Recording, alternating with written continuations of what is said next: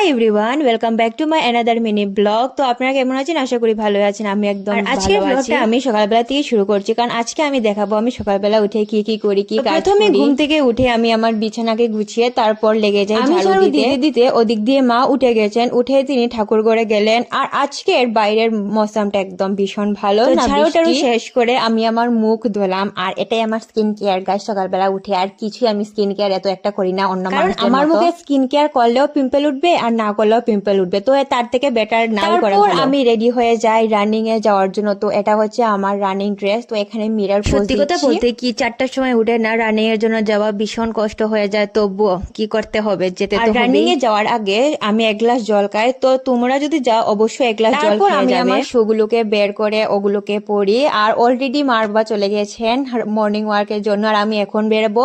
আর বাইরে দেখি ও মা কুয়াশা পড়েছে, এখন কুয়াশা পড়ছে, মানে এখনের ওয়েদার ঠিক ঠিকানা নেই, কখন কি হবে পুরো আমার মুডে। রানিং শেষ করে যখন আমি বাড়িতে ফেরি তখন আমার মুখের চেহারার এই অবস্থা, ঘামে আরো গরম দিনে তো প্রচন্ডই ঘাম হয়। তারপর আমি একটু সময় রেস্ট করে জলটা খাই, ঠান্ডা ঠান্ডা জল।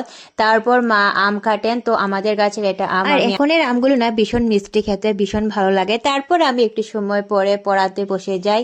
তো পড়াতে বসে বসে মার সাথে একটু নমুনা করি। তো আজকের জন্য